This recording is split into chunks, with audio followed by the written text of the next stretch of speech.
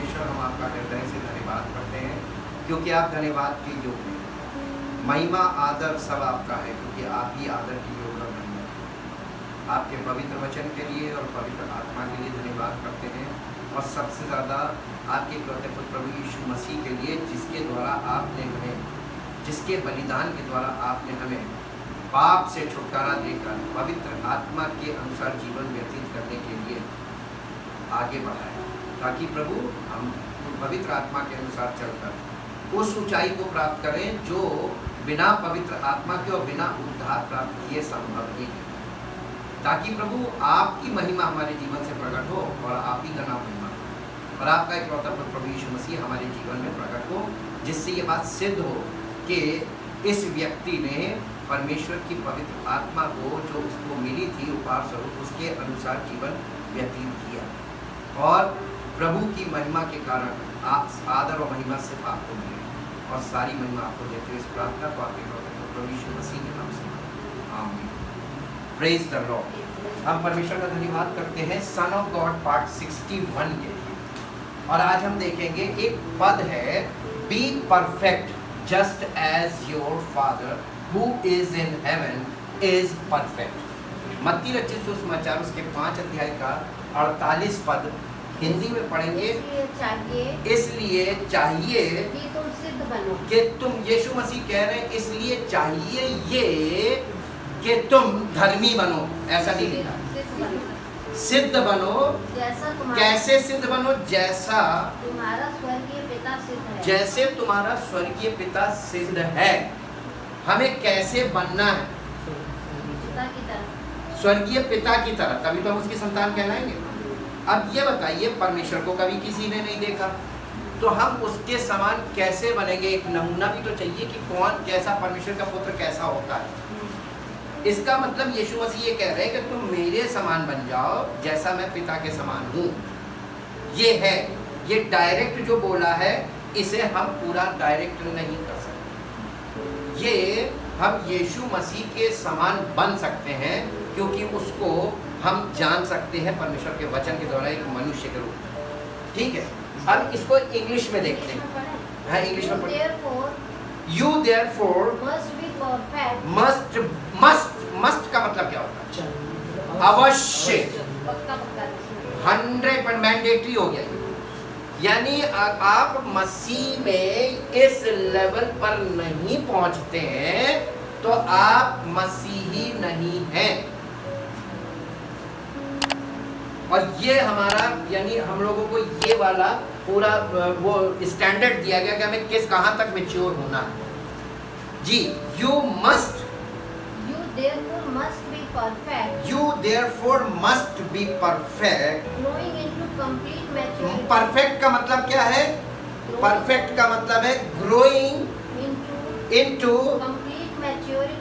complete maturity of godliness in mind and character, having reached the proper height of virtue and integrity,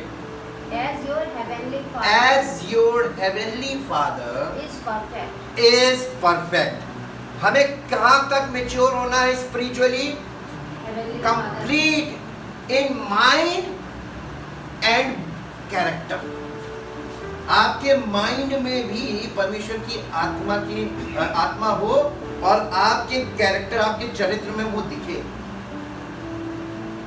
जब तक यीशु मसीह हमारे इस physical body से reveal ना होने लगे, इतना हमको आत्मिक उन्नति करनी है। हमारी आत्मा को इतना उन्नति चाहिए, इतनी ग्रोइंग चाहिए, मैच्योरिटी तक जाना है। जी, perfect in Greek, perfect word जो है इसको ग्रीक में कहते हैं टेलियोस। टेलियोस which means an end. End यानी किसी चीज का, परफेक्ट का मतलब किसी चीज का अंत होकर, यानी कंप्लीट हो जाना, दी एंड। जैसे मकान जब बनना शुरू होता है तो बनते बनते बनते बनते किसी दिन तो कंप्लीट होता है। तो जब कंप्लीट हो जाता है तो कहते हैं परफेक्ट, दी एंड। ये काम अब कंप्लीट हो गया। अब एक बात बताइए, परमेश्वर की धार्मिकता, आज लोग कौन सी धार्मिकता है जिसे करने में जमाने से लगे हुए हैं, पेंटेकोस्त के बाद से लेके और आज तक लगे और आगे भी लगे रहेंगे, लेकिन वो धार्मिकता कभी पूरी नहीं होगी जिस धार्मिकता को लोग आज लेकर खड़े हुए हैं। राइचियसनेस ऑफ मैन की बात कर रहे हैं। लेकिन यीशु मसीह ने परमेश्वर की धार्मिकता को क्रूस पर ही पूरा कर दिया था, क्योंकि उसने आखिर में लास्ट वर्ड क्या कहा था? पूरा हुआ, इट इज फिनिश। और हम यीशु मसीह पर जब विश्वास करते हैं तो हम परमेश्वर की उस धार्मिकता पर जो यीशु मसीह ने पूरी कर दी है उस पर विश्वास करते हैं। तो हमें धार्मिकता के लिए करना कुछ नहीं है। अब कॉमन सेंस से समझिए, अब आप कौन सी धार्मिकता उसके सामने लेकर खड़े हो? जब उसने आपने जब विश्वास, हमने और आपने जब विश्वास किया तो हमने उस कंप्लीट यानी फिनिश्ड वर्क पे विश्वास किया जो यीशु मसीह ने हमारी जगह कर दिया। अब हमें और आपको करना क्या है? हमें उस परफेक्ट काम को जो उसने पूरा कर दिया था, वो काम ये था कि पाप की मजदूरी मौत थी, यीशु मसीह हमारी जगह मर गया, मृत्यु ले ली ताकि हमको जीवन मिले। तो जब हमने यीशु मसीह पर विश्वास किया तो यीशु मसीह ने पवित्र पापों की क्षमा की माफी भी मिल गई, और on behalf of Jesus Christ उसके उस बलिदान के कारण, और यीशु परमेश्वर की ओर से हमें पवित्र आत्मा मिला। काहे के? ताकि हम वो जीवन जीना शुरू करें जो इससे पहले हम जी नहीं सकते थे, क्योंकि हम पापी थे। अब हमें पाप की क्षमा मिल गई यीशु मसीह की धार्मिकता के कारण। अब हम पवित्र आत्मा के द्वारा जीवन व्यतीत कर सकते हैं, शुरू कर सकते हैं। तो ये एक शुरुआत दी गई है हमको, ताकि हम आत्मिक जीवन की शुरुआत करें पवित्र आत्मा के द्वारा। और उद्धार को लोग गलत इंटरप्रेट करते हैं कि उद्धार का मतलब है कि हमें सब कुछ मिल गया। नहीं, मिला कुछ नहीं। आपको सिर्फ गुनाहों की माफी और मृत्यु से छुटकारा मिला जो गुनाहों के कारण होनी थी, और आपको पवित्र आत्मा मिला ताकि आप वो जीवन में जाओ जो जीवन परमेश्वर की महिमा का कारण बने, और परमेश्वर की आत्मा की अगुवाई में चलोगे तभी ये संभव होगा। तो संभावना है। और उसके बाद है और यानी टू एन एंड और कंप्लीट। इसका मतलब एंड का मतलब कंप्लीट। आप प्रभु यीशु मसीह पर विश्वास करते हो तो परमेश्वर की धार्मिकता जो कंप्लीट है उस पर विश्वास करा कि नहीं करा? तो अब आप बताइए, उसके सामने धर्मी तो नहीं बन सकते, लेकिन पवित्र आत्मा के द्वारा चलेंगे तो वो आपको परमेश्वर की धार्मिकता आपके जीवन से प्रकट करेगी। फिर इसी का मीनिंग एक और है फुलफिलमेंट। फुलफिलमेंट का मतलब होता है किसी चीज को भरना। एक गिलास लीजिए, उसमें कुछ नहीं है, आपके हिसाब से कुछ नहीं है, लेकिन मेरे हिसाब से उसमें हवा भरी है। आपके हिसाब से कुछ नहीं, वो आप कहेंगे खाली गिलास, हम कहेंगे नहीं भरा गिलास। आप कहेंगे कैसे, हम कहेंगे उसमें हवा भरी। अब आप विज्ञान को नहीं मानते, हम मानते। आप उसमें हवा को खाली करना चाहते हैं तो आपको क्या करना है? अगर आप चाहते हैं उसमें से हवा निकाल जाए तो आपको क्या करना है? क्या दूसरा लिक्विड डाल दीजिए। जैसे ही आप उसमें लिक्विड डालते जाएंगे हवा निकलती जाएगी। वैसे ही हमारे जीवन में जब पवित्र आत्मा आ जाता है तो हमारे अंदर पहले से कुछ भरा हुआ है, लेकिन जब पवित्र आत्मा आएगा तो जैसे जैसे पवित्र आत्मा में हम आगे बढ़ेंगे वैसे वैसे हमारे अंदर से वो चीज निकलनी चाहिए, और अगर निकली नहीं इसका मतलब भरी नहीं। जब भरेगी तभी निकलेगी।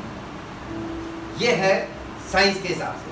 अब आते हैं स्पिरिचुअली परफेक्ट मीन्स आत्मिक तौर पे परिपक्व हो जाना या परफेक्ट हो जाना या कंप्लीट हो जाना या फुलफिल हो जाने का मतलब क्या है? ये क्यों कहा गया? यीशु मसीह ने क्यों कहा? ये नए नियम में है। यूहन्ना रचित सुसमाचार उसका 17 अध्याय का 23 पद पढ़िए। मैं उनमें, ये प्लान ऑफ गॉड है। देखिए ये प्लान ऑफ गॉड समझिए। मैं उनमें और तू मुझ में, और तू मुझ में। ये यीशु मसीह महायाजकीय प्रार्थना कर रहा है ये अपने पिता से बात कर रहा है, स्वर्गीय पिता, परम पिता परमेश्वर से बात कर रहा है और कह रहा है मैं उनमें, यानी अपने लोगों के लिए जो यीशु मसीह पर विश्वास करते हैं और जिन्होंने विश्वास किया था और जो विश्वास करेंगे और जो विश्वास कर रहे हैं और जो विश्वास कर चुके हैं, ये सब प्रकार के सारे मसीही लोगों के लिए, और मैं उनमें और तू मुझ में। इसका मतलब क्या हुआ? यीशु मसीह ये कह रहा है कि मैं उन लोगों में जो मुझ पर विश्वास कर रहे हैं, मुझे फॉलो कर रहे हैं, मैं उनमें और पिता तू मुझ में। तो पिता किस में है? यीशु मसीह में। और यीशु मसीह किस में है? हम में, है ना? तो अब देखिए हमारे अंदर कौन कौन आ गया? दोनों आ गए, डबल पावर है। मैं उनमें और तू मुझ में, कि वे सिद्ध होकर कि वे सिद्ध होकर एक हो जाए। एक हो जाए। जो कोई परमेश्वर की आत्मा की संगति में रहता है उसके साथ एक आत्मा हो जाता है, एक शरीर। और संसार जाने। और देखिए जब आपके जीवन में से प्रभु यीशु मसीह पिता पुत्र दोनों प्रकट होंगे, जब ताकि संसार ये जाने कि तू ही ने मुझे भेजा कि है। तू ही ने मुझे भेजा है। और संसार जी, और जैसा तूने मुझसे प्रेम रखा, और जैसा तूने मुझसे प्रेम रखा वैसा ही उनसे प्रेम रखा। वैसे ही उनसे, यानी हमसे भी प्रेम रखा। जितना प्यार पिता परमेश्वर यीशु मसीह को करता है, उतना ही प्यार यीशु मसीह के ट्रू फॉलोअर्स को, सच्चे उन लोगों को जो यीशु मसीह को फॉलो कर रहे हैं सच्चाई से, उन्हें भी वैसे ही प्यार करता है। Equal, love is equal. तो अब ये बताइए कि ये सर्किट पूरी कैसे हो रही है? यीशु मसीह कह रहा है कि मैं उनमें और तू मुझ में। तो यीशु मसीह पिता और पुत्र एक है, और पिता और पुत्र दोनों आत्मा है। जब हम पवित्र आत्मा की बात करते हैं, इसका मतलब वो पिता की आत्मा भी है, पुत्र की आत्मा भी है और सेवक की आत्मा है। वो परमेश्वर की कारीगरी की आत्मा है। वो उसके अंदर, पवित्र आत्मा के अंदर एक पावर है, वो क्रिएटिव पावर है उसके अंदर। परमेश्वर चूंकि आत्मा है, तो परमेश्वर शुरू से सृष्टि की रचना किसने की? पिता पुत्र ने की। कैसे की? पवित्र आत्मा के द्वारा। बिना पवित्र आत्मा के परमेश्वर कोई काम ही नहीं करता है। तो पिता और पुत्र दोनों हमारे अंदर कैसे होंगे? पवित्र आत्मा। तो जब पवित्र आत्मा आपके अंदर आ गया तो कौन आ गया? पिता पुत्र पवित्र आत्मा, तीनों आ गए। और जब ये तीनों हैं आपके अंदर और अभी तक प्रकट क्यों नहीं हुए? क्वेश्चन यहाँ पर। अगर है तो प्रकट होना चाहिए, और अगर प्रकट होंगे तभी तो ये माना जाएगा कि हाँ ये सच्चा बंदा है। ये बात यीशु मसीह, इसको इंग्लिश में पढ़िए और क्लियर हो जाएगा। I in them, I in them, and you in me, and you in me, in order that they may become one, and perfectly united, that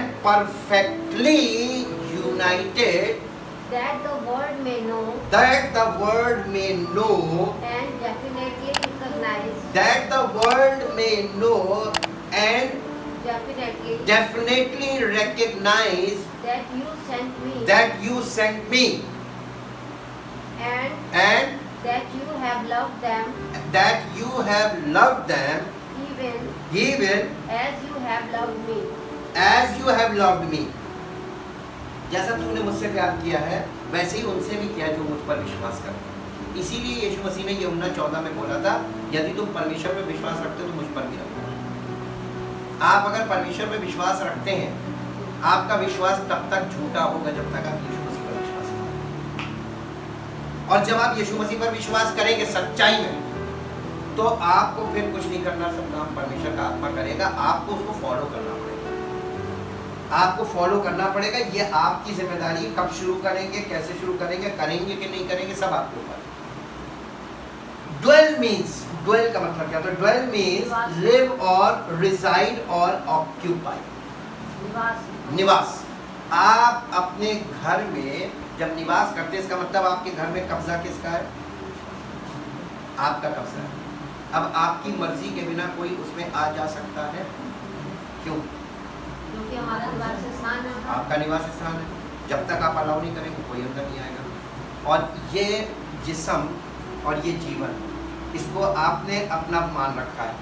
लेकिन आप और हम पापी हैं, पाप के हाथों बिके हुए, गुलाम है पाप के। किसी ने हमको छुड़ाने के लिए बलिदान दे दिया, पाप से छुटकारे का बलिदान दे दिया, और हमको ये खबर आज तक नहीं पता है, और हम अपने जीवन को अपना मान के चल रहे हैं, हम मालिक बन गए। आप कैसे मालिक हो सकते हैं उस चीज के जिस चीज का किसी ने दाम चुका है? क्या आप इस शरीर के, अपने शरीर के मालिक हैं? कौन है मालिक? जिसने इसका दाम चुकाया है। और किसने चुकाया? प्रभु यीशु मसीह ने चुकाया। तो प्रभु यीशु मसीह ने जब इसका दाम चुका दिया है, तो उसको कब्जा क्यों नहीं मिल रहा? हम घुसने नहीं देंगे, हम घुसने नहीं देंगे, हमने कब्जा कर रखा है, और ऊपर से घमंड भी कर रहे हैं, ऊपर से झगड़े भी कर रहे हैं, सब गलत गंदे काम कर रहे हैं। अब इसको हम देखेंगे, there are 2 types of followers in Christ. इस तरीके से मसीह में 2 प्रकार के उसको फॉलो करने वाले लोग हैं। यूहन्ना रचित सुसमाचार 15 अध्याय 2 पर, जो डाली मुझ में है, यीशु मसीह कह रहा है जो डाली मुझ में है और नहीं फलती, और नहीं फलती। इसका मतलब यीशु मसीह में ऐसे लोग भी हैं जो स्पिरिचुअली नहीं चलेंगे, वो फिजिकली चलेंगे। जो डाली मुझ में है और नहीं फलती, उसे वो काट डालता है। कौन? उसने पहले पद में उसने कहा कि मैं दाख लता हूँ, तुम डालियां हो, पिता किसान। काटने का काम कौन करेगा? परम पिता परमेश्वर उसको, हर उस डाली को काट देगा जो मसीह में तो है लेकिन फलती नहीं। यानी झूठे जो कहते हैं कि हम मसीही हैं, लेकिन पवित्र आत्मा के अनुसार जीवन व्यतीत नहीं करते, शारीरिक जीवन व्यतीत करते, उन्हें काट डाले। ये स्पष्ट है यहाँ पे जी। उसे वो काट डालता उसे है, वो काट डालता है। और जो फलती है, और जो डाली, जो 2 प्रकार की डाली है ना, तो जो डाली मुझ में है और फलती है, उसे क्या करता है? उसे वो छांटता है, उसे वो छांटता है ताकि और फले। फल बढ़े, फल बढ़ाने के लिए छांटेगा।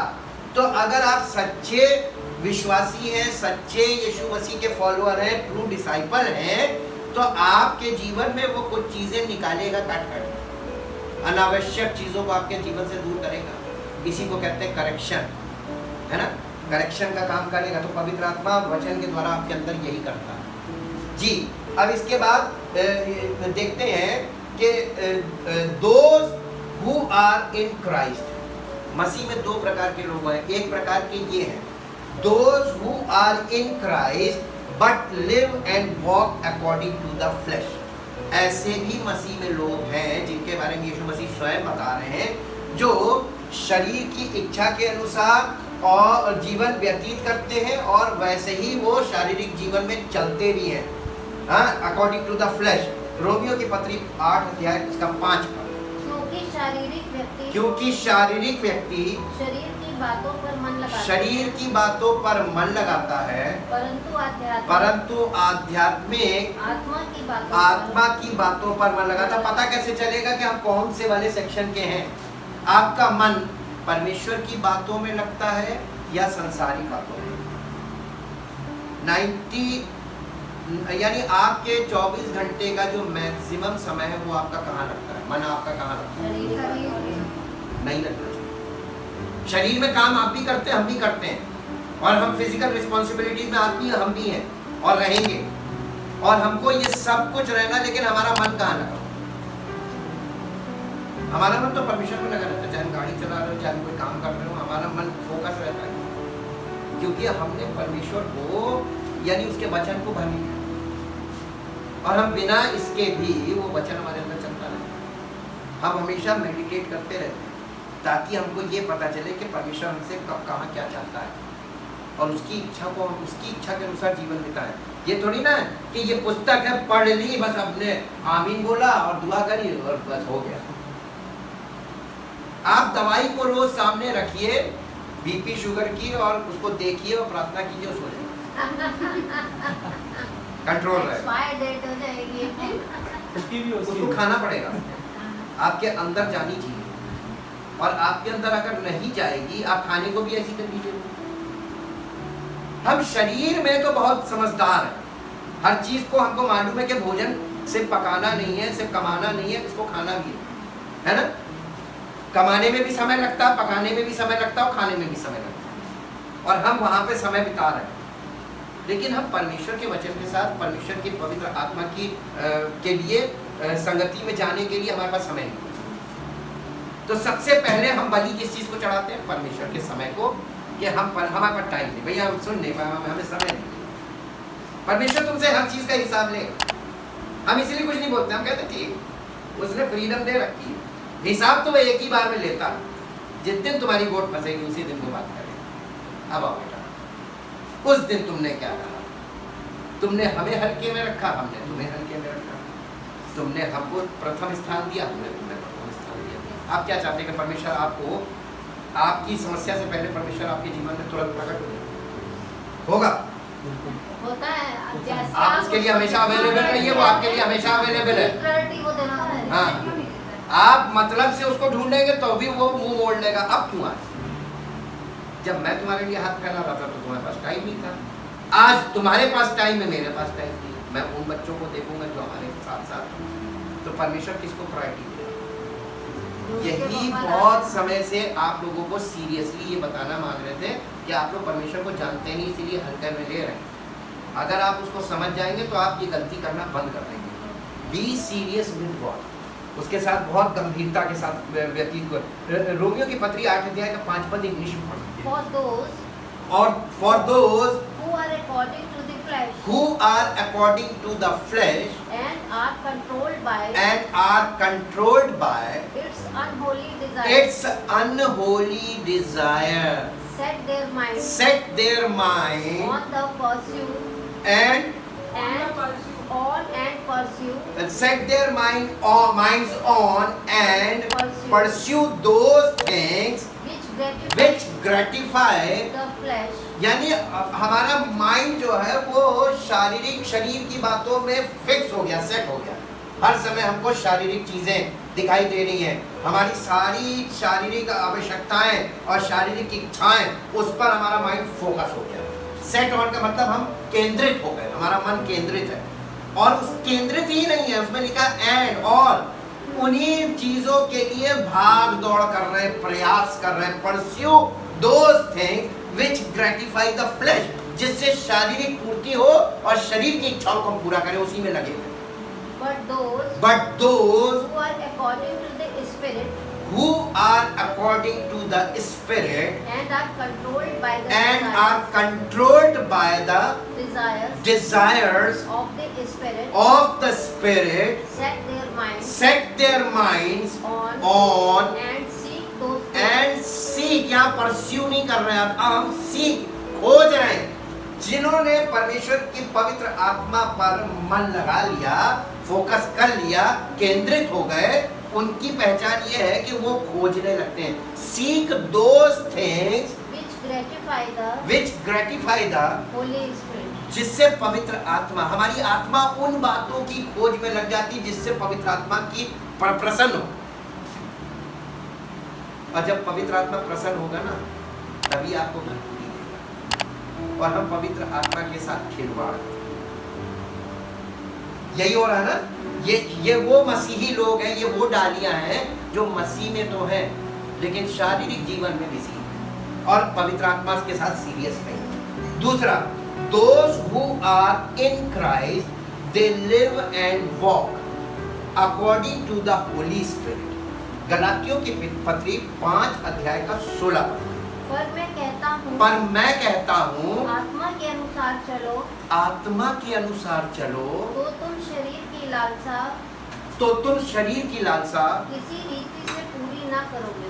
देखिए, जब आप आत्मा के अनुसार चलेंगे तब भी शारीरिक जीवन में शरीर की आवश्यकताएं, शरीर की अभिलाषाएं काम करेंगी।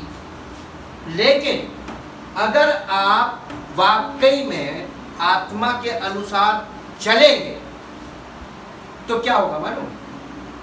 तो तुम शरीर की अभिलाषाएं पूरी नहीं करोगे। क्यों? क्योंकि हम तो आत्मा से चल रहे हैं, तो शरीर तो सेकेंडरी। क्योंकि आत्मा की चॉइस आत्मिक चीजें होंगी, शरीर की चॉइस शारीरिक चीजें। आपकी चॉइस कितनी है, किस चीज की है? अब आपके ये विल पे आ गया। चॉइस का मतलब विल, हमने आपको टुकड़ों में सब बताया है, हमने चॉइसेस के बारे में बताया, हमने हार्ट के बारे में बताया। आपकी चॉइस क्या है? शारीरिक चीज, हम पक्का बता रहे हैं। आप शारीरिक और कहते हैं कि हम विश्वास करते हैं इस पर भैया, उसका वचन तो कहता है कि मेरे सच्चे विश्वासी वो हैं जो मुझ पर विश्वास करते हो, मेरी बातों में मन लगाते हो। तो आपका मन फिर परमेश्वर की आत्मा की बातों में क्यों नहीं लगता? केवल सुनने से काम नहीं होगा। और कई बार आपको धोखा, आपका दिल आपको धोखा क्या देता, हम आपको फिर बता रहे हैं। आपका दिल आपको धोखा कैसे देगा? जब आप वचन को सुनते हैं और जब आप परमेश्वर के वचन को पढ़ते हैं तो आपको लगता है कि बिल्कुल सही, हम सही चल रहे हैं। आप अपने आप का मन आपको दोष नहीं लगाएगा, आपको कहेगा आप अरे तुम बिल्कुल सही, तुम धर्मी हो। लेकिन ये आपका धोखा है। अगर आप उन बातों को पढ़ रहे हैं, आप उन बातों को सुन रहे हैं और अपने जीवन में उसको फॉलो नहीं कर रहे हैं, तो आप धोखा खा रहे हैं। और यीशु मसीह बार बार कहता था धोखा मत खाओ, धोखा मत खाओ। कौन देता धोखा? आपका दिल आपको धोखा देगा, क्योंकि वो शरीर की अभिलाषा पूरी करना मांगता है। और तुम इधर, और इसीलिए उसने कहा यदि तुम आत्मा के अनुसार चलोगे तो शरीर की इच्छाओं को हरगिज पूरा नहीं करोगे। जी, इंग्लिश में पढ़ दीजिए। But I say, walk and live habitually आदत डाल लो इस चीज की।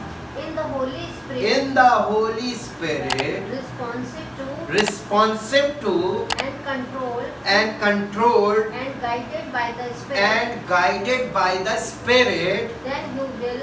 यहाँ पे स्पिरिट आया, होली स्पिरिट नहीं आया। यहाँ पर रोक क्या बोल रहे हैं? यानी हमारी आत्मा, जब हम पवित्र आत्मा के अनुसार चलना शुरू करते हैं तो हमारी आत्मा guided and controlled by the Holi spirit. तो हमारी आत्मा की बात की जा रही है। हमारी आत्मा यही तभी तो ग्रो करेगी। जी, then you will certainly अवश्य है, निश्चय, not gratify the cravings and desires of the flesh of human nature without God। हमारा जो मानव स्वभाव है वो परमेश्वर रहित है।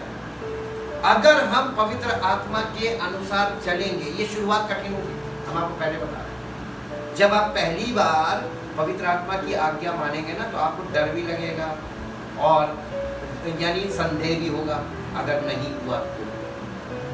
लेकिन अगर आपने बच्चे की तरह विश्वास से कदम बढ़ा दिया तो आपको हिम्मत मिल जाएगी। नहीं, प्रभु के मार्ग में चलना सरल है, बिल्कुल सारी टेंशन तो बाबा जी ले लेता है और उसके अनुसार चलते हैं तो सारे काम अपने आप होंगे। आप कोई काम अपनी मर्जी से चाहेंगे तो नहीं होगा, लेकिन अगर आप उसके मार्गों में चलेंगे तो वो आपके कामों को सफल कर देगा। ये उसका फायदा है। लेकिन यहाँ पर फिर वही विश्वास, आपने किस पर विश्वास किया? कौन से यीशु पर विश्वास किया जिसने धार्मिकता को पूरा कर दिया और हमें जयवंत जीवन देने का वादा करा, उस पर, या अपने ऐतिहासिक यीशु पर विश्वास किया जिसके बारे में हम पढ़ते हैं अब देर को पता नहीं। जी, अब इसके बाद आते हैं कि Jesus said if you dwell in me, अगर तुम मुझ में बने रहो, मुझ में निवास करो। ड्वेल का मतलब ये मैंने कहा, अगर तुम मुझ में वास करो, निवास करो, and my words remains in you, और मेरा वचन तुम में कंटिन्यू बना, then everything possible for you, तब तुम्हारे लिए सब कुछ संभव हो जाए। अब ये सिद्धि है, आप चाहते हैं आपके जीवन में सब कुछ संभव होने लगे। कब तक रहेगा? जब तक आप ये फॉलो करते रहेंगे इस फॉर्मूले को, आपके जीवन में सब कुछ संभव होता रहेगा। जिस दिन आपने फॉलो करना बंद किया उस दिन बंद। अब इसके लिए एक पद निकालिए, यूहन्ना रचित सुसमाचार 15 अध्याय का 7। यदि तुम मुझ में बने रहो और मेरा वचन देखिए, परमेश्वर के लिए, परमेश्वर के काम में दो चीजें बहुत आवश्यक है जिन्हें आप कभी भी कट ऑफ नहीं कर सकते। लोग दुआ में ज्यादा मन लगाते हैं, हम कहते हैं उससे ज्यादा मन वचन में और परमेश्वर की आत्मा की अगुवाई में। वो आगे क्या कह रहा है उसकी अगुवाई में मन लगाओ, फोकस करो कि वो क्या चाहता है, किधर ले जाना चाह रहा, क्योंकि walking by the Holi spirit है। आप मसीह में जीवन व्यतीत पवित्र आत्मा की अगुवाई में ही कर सकते हैं। और वचन जो है वो हमको ये बताता है कि पवित्र परमेश्वर की इच्छा क्या है, परमेश्वर की योजना क्या है, और ये दो चीज़ों को आप पवित्र आत्मा को और परमेश्वर के वचन को कभी भी अलग मत कीजिएगा। इसके बिना परमेश्वर कभी काम करेगा नहीं। यदि तुम मुझ में बने रहो और मेरा वचन तुम में बना रहे तो जो चाहो मांगो वो तुम्हारे लिए हो जाएगा। अब आपको ये आखिरी वाला पार्ट बड़ा अच्छा लगा। तो ऊपर वाला तो पहले है, लेकिन इससे पहले ये वो देखिए, आपको कोई ब्लैंक चेक दे रहा है साइन करके कि तुम अपने मन मुताबिक इसमें अपना भर लो, गुनाह हो जाते, तो वो ऐसे ही नहीं दे रहा। स्कीम है, इस स्कीम को समझिए, और ये स्कीम आपके जीवन में 100% पूरी हो सकती है। कैसे? इसको इंग्लिश में पढ़ें। If you live in me, abide vitally united to me, and my words remain in you। एक चीज में आपको निवास करना है, ये है पवित्र आत्मा, मसीह का आत्मा। यदि तुम मुझ में बने रहो, यानी मेरी आत्मा में बने रहो, पवित्र आत्मा में बने रहो। तो पवित्र आत्मा में बने रहने के लिए आपको शरीर की बहुत सी चीज़ों के लिए ना बोलना है, आपको अपनी प्रायोरिटीज को सेट करना है। और उसके ये वाला पार्ट आपका पहला वाला पार्ट है, ये है स्पिरिट पार्ट। और उसके बाद है and remain in my words. Remain का मतलब होता है कंटिन्यू, कंटिन्यू का मतलब होता है निरंतर वचन तुम्हारे अंदर, तुम्हारे हृदय में मेरा वचन बना रहे निरंतर, निरंतर। अब आप ये बताइए कितनी देर आपके अंदर वचन ठहरता हो, और आप चाहते सब कुछ जो चाहो मांगो, वचन नहीं होगा। रिमेन इन माई वर्ड्स, मेरे वचन में तुम बने रहो, वचन तुम में बना रहे। जी, my words remain in you, my words remain in you, and continue to live in your heart, and continue to live in your heart। यानी मेरा वचन, जीवित वचन जो स्पोकन वर्ड, ये कंटिन्यू तुम्हारे दिल में बना। जी, ask whatever you will, whatever you will, and it shall be done for you, and it shall be done for you। वो तुम्हारे लिए हो गया, समझो। डन का मतलब हो गया, हो गया। अगर तुम ये वाला बैटर अपना ये वाली जो सर्किट है इसको पूरा कर लेते हो तो तुम्हारे लिए सब कुछ पूरा हो गया। प्रभु यीशु मसीह ने हमारे लिए जिस धार्मिकता को पूरा किया है, वो धार्मिकता हमारे अंदर पूरी होनी है। हमें खाली धोखा नहीं देना अपने आप को। अब इसके बाद आते हैं कि if anyone does not dwell in me, he is thrown out and withers। यानी अगर कोई, यीशु मसीह कह रहा, अगर कोई मुझ में बना नहीं रहेगा तो वो डाली की नहीं, जो डाली मुझ में है फलती नहीं, अब वो काट डालता। जो मुझ में बना नहीं रहेगा वो डाली की नहीं काट दिया जाएगा और फेंक दिया जाएगा, और वो सूख जाएगा और किसी काम का नहीं चला जाएगा। तो मसीह में ऐसे लोग होंगे जो जलाए जाएंगे। सेकंड डेथ है, लिखा है कि जो मुझ में है और राइट वे में नहीं है, उनसे नाम खराब हो रहा उसका, इसलिए उनको डालियों को जमा करेगा और उन्हें जलाएगा। ये उसकी प्लानिंग में है।